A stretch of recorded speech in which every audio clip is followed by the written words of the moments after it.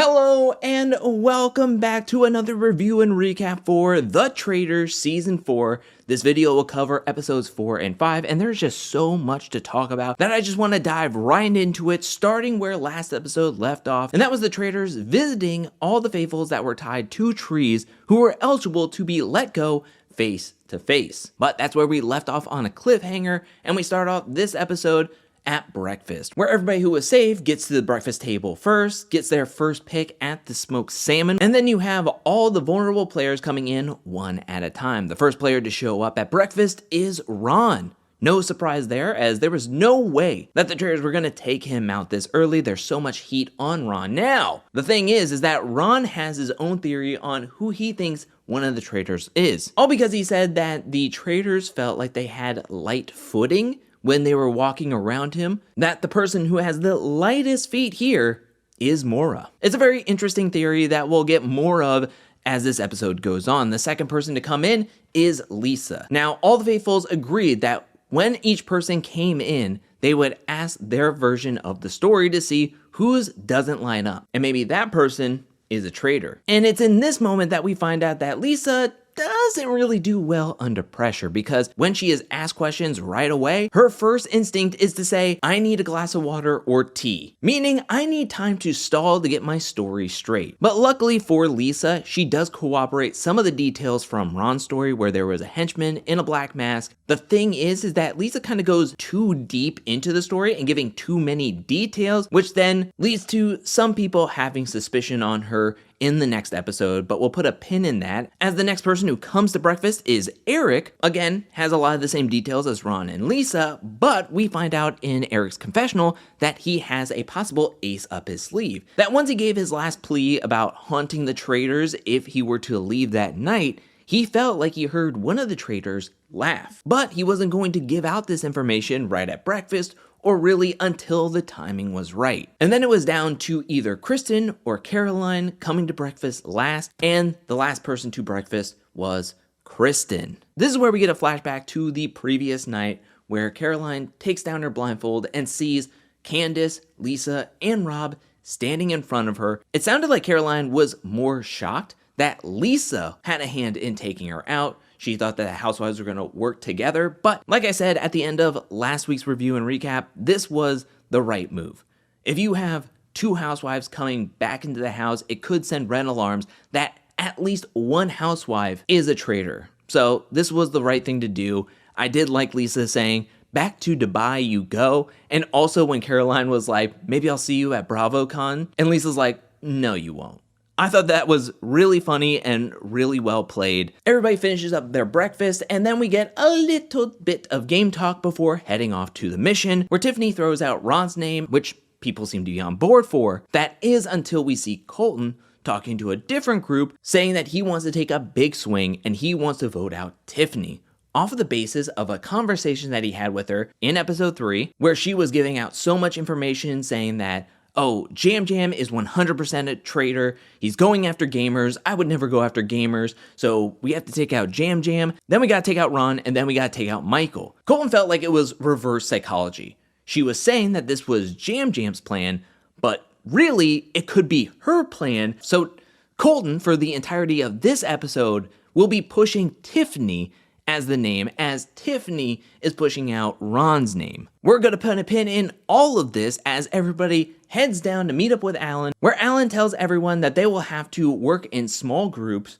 run into the woods to find hidden spears. Once you find a spear, you have to bring it back to the fire pit, set it on fire, and then use it to set ablaze one of these statues that Alan calls beasts. The catch is, the team will have to name a person, and whoever they name will be vulnerable for the Traitors later that night. There are 10 statues, a total of $20,000 max that they can bank into their grand prize fund, meaning that a total of 10 players can be vulnerable for the Traitors. What I like about this mission is that it is messy on top of messy on top of messy. Not only is this physical because you have to run around and find all of these hidden spears, but now you gotta be willing to yell out a name of somebody in the house to make them vulnerable. There is no hiding. No, Alan's like, you gotta yell that person's name and they gotta hear it from like 3 miles down the road. And what I think is very interesting about having this mission at this point in the game is that we've learned that the Faithfuls kind of put strategy in the back seat,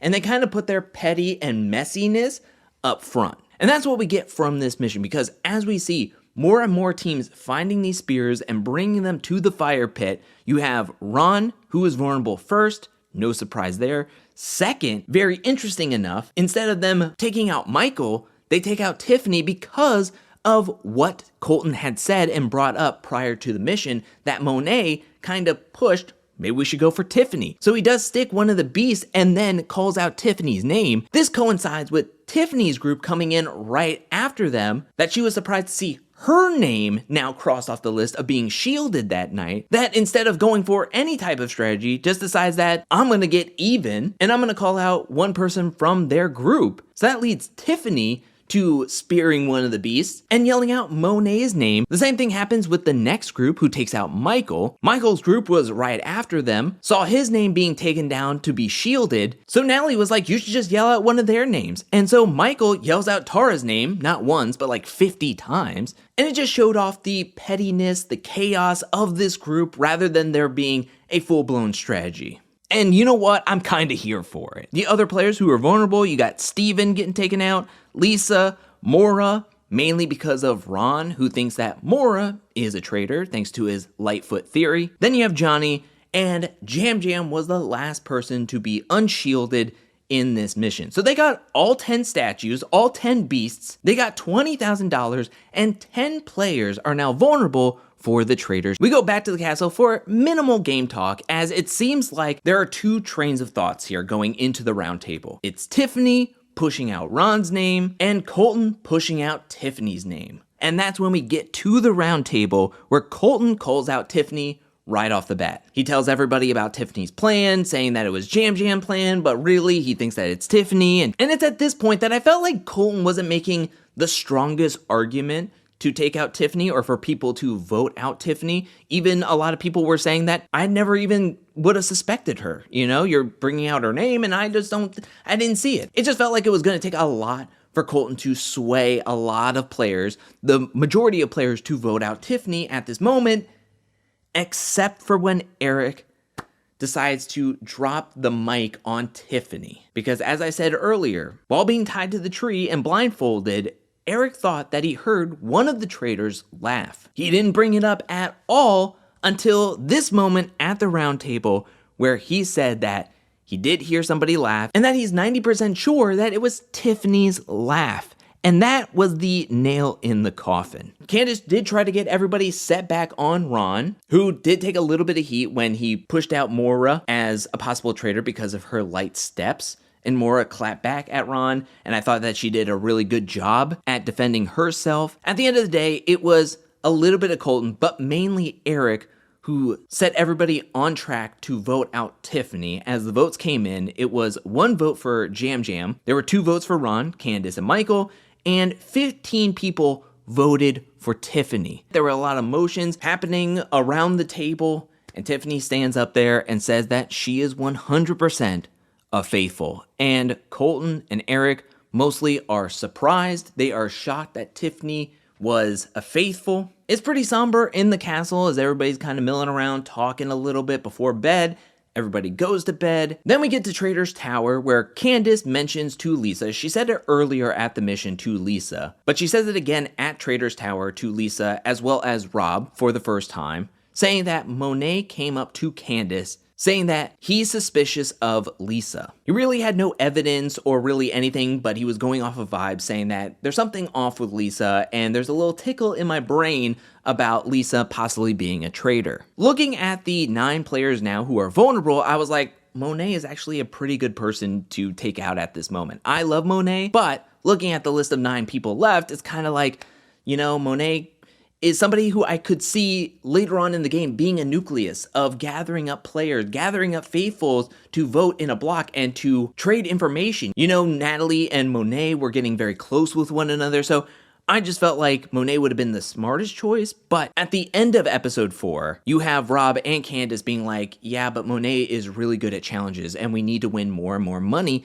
as time goes on. So I thought that they were off taking out Monet, but when we get to episode 5's breakfast, all save players come down first. Again, eat up all the smoked salmon, and then we get some waves of players who are vulnerable. First wave, you have Michael, Jam Jam, and Ron. The second wave was Mora, Lisa, and Steven. And when the last 3 players left to join breakfast was Johnny, Tara, and Monet, I was like, there's no way that they saved Monet. Like, why would you take out Johnny or Tara at this moment? And lo and behold, Johnny and Tara do join everybody, and we see that Monet was let go from the game via the Traitors. Everybody at breakfast seemed to be surprised that Monet was the choice of the Traitors, especially Lisa, who seemed to be going over the top with her reaction that Colton was like, you seem to be doing too much, Lisa. Speaking of Lisa, she decides that she's gonna have more conversations and put more names out there. But this was also another example of us seeing that Lisa doesn't think quickly on her feet, because she's having a conversation with Candace, Tara, and Kristen, and Lisa says that she feels like Ron is a traitor and that she's gonna vote for Ron at the next banishment. And Kristen says, why do you think so? And Lisa's first reaction is, many reasons, which made me laugh. It's like you could have said anything. The Porsche vote, not really talking to anybody. He seems to be just throwing out names. Like, you could have said anything about Ron and why you would think that he is a traitor, but I just love the whole many reasons. Speaking of Ron, he has 2 more people that he suspects to be traitors, and that is Dorinda and Michael. Jam Jam also thinks that Michael is a traitor, and then talking about Michael, he and Mora feels like Colton could be a traitor because of what happened with Tiffany last night. And Kristen also thinks that Colton is a traitor, mainly because she feels like he's not a team player and he doesn't ask questions. And I thought that was very interesting that Kristen was like, Colton isn't curious enough. And it's almost like ever since episode 3, it was like, oh, if there's even a little kernel of doubt in my mind, I'm just gonna grab it and run 60 miles an hour hoping that I'm right. And I think it's starting to rub people the wrong way, being like, you're just taking us down a road that you have no idea what you're doing. But we're gonna put a pin in that as everybody gets ready for the next mission, where they don't have to get into cars because they're staying on the property. They meet Alan over at the Broken Fountain, where Alan tells them that for this mission, everybody will have to get into the fountain, start searching for 8 coins. The coins will have locations to missing statues. Run down to find the missing statue and then bring it back to the fountain. Once you find all 8 statues, you can turn the water wheel and turn the fountain back on. This is an all or nothing mission, so you're either gonna bring back all 8 statues within the allotted time, banking in $16,000, or you're gonna get nothing. The thing about this mission is that at every missing statue, there will be at least 1 shield available for somebody to pick up. If somebody picks up a shield, they'll be safe from the traitors that night. But if nobody picks up a shield, then everybody is safe, which I think is very, very cheeky of the traitors. And of course, everybody at first is like, no shields, nobody take a shield, we can all be safe, and if anybody takes a shield, then they are a traitor. I thought this mission was fun. It was a lot of strategy, but also more mental strategy. It was less about the statues and bringing them back in time, and more so about what others were thinking people in other groups would do. Which I really enjoyed that aspect because, yes, this was physical, but really it was coming down to how well do you know certain people in other groups? And can you trust them enough to not take a shield? Now, it was quite easy with the first few statues because in the first 4 locations, there was only 1 shield available for each team. It's kind of easy when only 1 person would be safe that the rest of the team was like, don't do it, don't do it, don't do it. And in 6 out of the 8 locations, only 1 shield was available. It was the last 2 statues that were the biggest temptations, as you had Colton, Candace, Lisa, and Mark at the riverbank who were grabbing that penultimate statue. They opened up the little corridor and there were 4 shields there. Should we just take them and have us 4 being safe? We don't see what they did. Instead, we jump over to the labyrinth with Natalie, Michael, Dorinda, and Johnny, who moved the last statue, open up the little trap door, seeing 4 shields as well. They have a pretty decent sized conversation. We don't see what they did. Instead, we jump over to the last 2 teams, bringing in the last 2 statues, turning the water wheel with 7 seconds left to go, and the water goes off, the fountain is good, and they get $16,000. But the main thing everybody wants to know is, did anybody take a shield? And that's when Alan says, I'm not telling. And that's where everybody goes back to the castle, gets cleaned up, gets something to eat. So we get some game talk, which is a lot more than what happens in episode 4, because right at the very beginning, Ron joins a conversation with Steven and Dorinda, and tells Dorinda to her face that Ron is 90% sure, again, another 90% sure, 90% sure that Dorinda and Michael are both traitors. That 90% is not looking good. But that gets overshadowed when you have Michael versus Colton, as Michael comes into the kitchen trying to enjoy his vegetable dinner and sits down to have a conversation with everybody in there, and that's when Colton asks Michael point blank, does Alan change his clothes when he meets you guys up there at Traitors Tower? Michael takes a pause, seems confused, starts to laugh, and goes, I have no idea. I'm not a traitor. Colton then goes in and is like, we need to put pressure on everybody, and that's why I'm asking you. I think you are a traitor. And Michael is surprised about how Colton is acting, as if Colton just didn't do the same thing that he did the night prior, pushing Tiffany out of nowhere. Tiffany was like on no one's radar until Colton was pushing her name to every single person. Michael is walking back and forth between the library and the kitchen, yelling that Colton is a traitor and that everybody shouldn't be believing him because of what happened with Tiffany's vote yesterday, which I think is valid. And also, Michael says pretty much the same thing that Kristen said the day prior, which was like, Colton's not asking questions, he's just accusing people and then pushing this narrative and persuading and manipulating people to vote out of pure nothingness. Now we get to the round table where Candace does ask, what was all the yelling about? I wasn't in the rooms, what was going on? And Michael goes in on Colton, calling him conniving, commiserating, and all this stuff about Colton.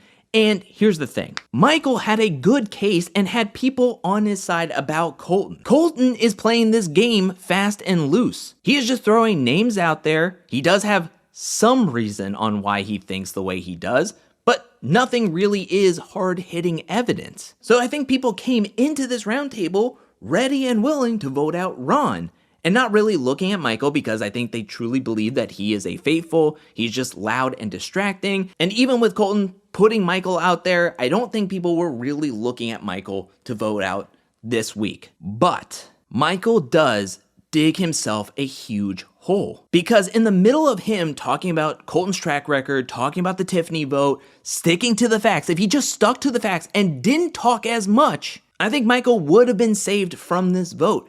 But he just took it a step too far. He crossed the line, saying that if anybody can keep a secret and is good at lying, it would be Colton. And a lot of people at the table took it as Michael taking a low blow at Colton because he was closeted for 29 years, that was Colton keeping a secret and lying to people, that it would make Colton a great person to be a traitor. Now, he didn't say it explicitly like that, but it was implied, it was inferred, that's what Michael was referencing. And on top of that, because Michael was trying to walk it back, Candace and a lot of people were like, what did you mean by that? If you didn't mean it the way we're thinking, what did you mean by that? And Michael had no reasonable explanation. He basically just reiterated everything that he said prior and didn't talk about why he said it or the reason why he said it. So it was a really, really bad look. It was something that he shouldn't have said. It was a low blow. It was just a hot mess to the point where people were like, I'm ready to vote you out. I don't even care if you're a faithful. You're just so distracting. We got to get you out of here. When the votes came down to it, Ron got 5 votes. Michael got 11 votes. He goes, stands up in front of everybody, and he does the whole, you just voted out the best looking, the smartest, the most innovative, faithful this game has ever seen. And then he walks off, and a lot of people were just like, whoops, oopsie. Now, here's the thing. Even though a lot of people were willing to vote out Michael, even though they knew he was a faithful, after the whole roundtable thing, a lot of heat is on Colton. There is a big target on him for how many people he is throwing under the bus. Speaking of Colton, this is where he joins a group mid-conversation, and he asks Dorinda about Lisa, and saying that, is Lisa normally this quiet? And Dorinda says, no, it's actually odd that she's so quiet, especially at the round table, and it's kind of throwing me off. And Colton says that, I kind of felt that was the case. He also said that he had his eye on Lisa after the first vote when she voted for Portia instead of sticking with the housewives. And when Jam Jam said, oh yeah, but she gave the best details about what happened about being tied up to that tree, and Colton was like, yeah, because she saw it happen 3 different times. We can go from this conversation and be like, wow, Colton's on it, you know? Colton has got his eyes on Lisa, and he's got his eyes on another traitor. But here's the thing. When you're accusing 5 people every single episode, you're bound to get the traitor at some point. And when it comes down to it, if I am a faithful, I would be worried about Colton because it seems as though he gets a name in his head, he gathers around votes, spreads your name around the house, and then ambushes you at some point, whether it's in the kitchen right before going into the round table or at the round table. He just lays everything out there, kind of steamrolls his opinion and his narrative. And then when you are kind of like, go to your back foot to be like, where is this coming from? That's almost like an admission of guilt to Colton. And then he just puts all of his cards out on you. And I would be nervous, you know?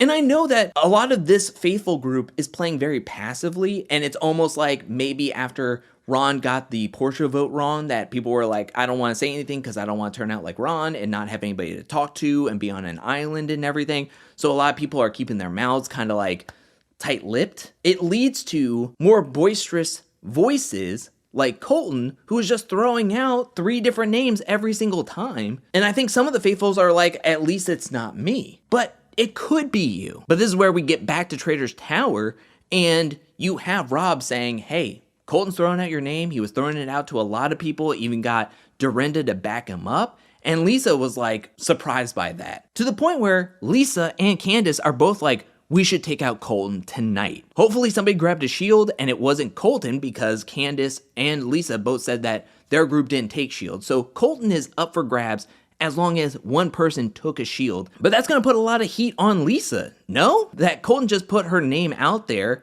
in front of a group of people, and the next thing Colton is gone, when in actuality, Colton would be a great cover for the Traitors because he is just throwing all faithfuls under the bus. If I'm Lisa, I take this information, I prepare myself to where the next time you're at the round table and Colton goes, I think you're a traitor because you're too quiet, which can be a sign, but also isn't hard-hitting facts or evidence that Lisa would be a traitor, that Lisa can come back at him being like, how many faithfuls are you going to throw under the bus? You know, it started with Tiffany, then it was Michael, and now you're going to throw me under the bus? And you push Colton back. You know, you taking out Colton at this point, I think would send red alarms to a lot of the people in that group. And I think you have to like stay on your feet and play the game and have to push back on Colton because he's not getting a lot of pushback right now and he's just throwing out any and all names. And I'm telling you, if Colton is able to get the votes to take Lisa out and Lisa says that she is a traitor, Colton's head is just going to get even bigger. And he's going to be like, yeah, I got another traitor out, even though his like traitor ratio is like 33% at this point. It'll be interesting to see how everything turns out next week.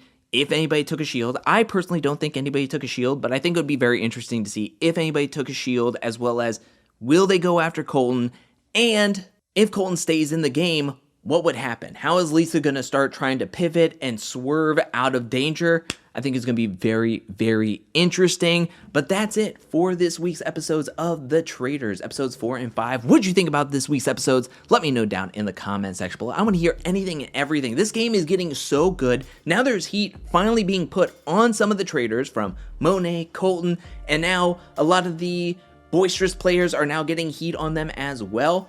I just want to hear what everybody has to say. What do you think about the missions in episodes 4 and 5? What do you think about the roundtables? Tiffany going, Michael going, Monet going? Who do you think that the Traitors should go after? Also, do you think anybody took a shield? Let me know anything and everything down in the comment section below. I want to read all the comments and everybody's theories and everybody's thoughts about these episodes and how the Traitors and Faithfuls are playing. I would love to see more Faithfuls start to step up and play more of the game. I'm glad that we got to hear from Eric and Kristen and Mark more, but really, it seems like the same like 6 people are giving strategy in a lot of the confessionals, and I just want more and more people to talk and play the game. It just feels like there's a lot of passive players kind of easily being swayed at every single round table, and I would just like to see more active players trying to work together and try to play this game. It just seems like the Traitors, for the most part, are running away with this game, but now with Lisa having a little bit of heat on her, it'll be very, very interesting to see how everything goes. But I want to hear what you have to say, so please leave any and all comments about these 2 episodes down in the comment section below. I now want to give a special shout out thank you to everyone who supports me over at patreon.com/angelcakevids. Thank you for your support. Thank you for your generosity. Thank you, thank you, thank you. And thank you to everyone who's watching this video up to this point. I'll be back really soon with more Traitors content, more challenge content, more content in general. But until then, peace.